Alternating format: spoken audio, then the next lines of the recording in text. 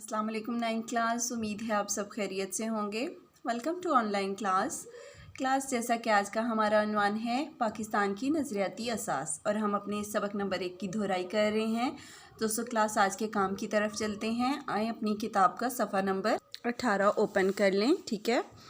یہاں پر ہے ہمارا آج کا ٹاپک ہے تفصیلی سوالات۔ فرسٹ آف آل ہم اپنا لانگ کوسچن تفصیلی سوال نمبر 1، ٹھیک ہے، ان اسلامی اقدار کا جائزہ لیجئے جو نظریہ پاکستان کی اساس ہیں۔ کلاس اس کے آنسر کے لیے آپ اپنے بک کے پیج نمبر 4 پہ آ جائیے، ٹھیک ہے، پیج نمبر 4، نظریہ پاکستان کی اساس، ٹھیک ہے۔ نظریہ پاکستان کی اساس کیا ہے؟ ٹھیک ہے، اسلام محض عبادات رسومات کے مجموعے کا نام نہیں بلکہ ایک مکمل ضابطہ حیات ہے، ٹھیک ہے۔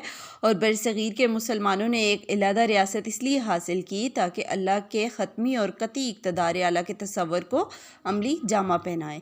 ہمارا عقیدہ ہے کہ اللہ کی ذات ایک ہے اور کل کائنات کا خالق اور مالک ایک ہے، اور ہم اسی عقیدے کے مطابق اپنی زندگی کو کے اندر اصولوں کو فالو کر سکیں، ٹھیک ہے۔ اور نظریہ پاکستان اسلامی نظریہ حیات پر چونکہ مبنی ہے، عقائد و عبادات، عدل و انصاف، مساوات، جمہوریت کا فروغ، اخوت، بھائی چارہ، شہریوں کے حقوق و فرائض جیسی اسلامی اقدار نظریہ پاکستان کی اساس ہیں، ٹھیک ہے کلاس۔ ذیل میں آگے پیج نمبر 5، ٹھیک ہے، page number 5 and page number 6، page number 7، ٹھیک ہے، یہاں پر ہمیں ڈیٹیل سے ان تمام اقدار کا بتایا گیا ہے۔ Class this is your first answer, question number 1 کا یہ آنسر ہے۔ اس کو آپ نے اچھے سے ڈیپلی ریڈ آؤٹ کرنا ہے۔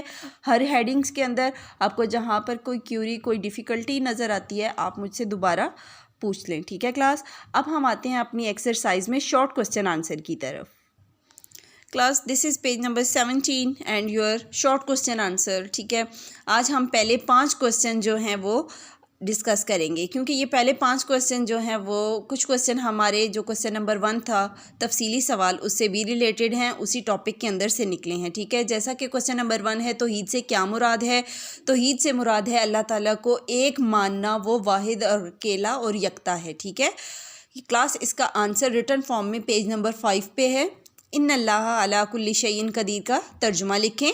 اس کا آنسر بھی ہمارے اسی ٹاپک کے اندر ہے۔ بے شک اللہ تعالیٰ ہر چیز پر قدرت رکھنے والا ہے، وہ ہر چیز پر قادر ہے۔ عقیدہ رسالت کا کیا مطلب ہے؟ ٹھیک ہے، عقیدہ رسالت کا مطلب ہے کہ تمام رسولوں پر ایمان لانا، ٹھیک ہے، اور یہ ہمارے ایمان کا ایک لازمی جزو ہے۔ اس کا آنسر بھی پیج نمبر 5 پہ ملے گا۔ نظریہ پاکستان سے کیا مراد ہے؟ اس کے آنسر کے لیے ہم آئیں گے اپنی کتاب کے پیج نمبر 4 پہ۔ And next question number 5، Quaid Azam محمد علی جناح نے اسٹیٹ بینک کا افتتاح کرتے ہوئے کیا فرمایا؟ اس کے آنسر کے لیے آپ بک کے پیج نمبر 14 پہ آ جائیں گے، ٹھیک ہے۔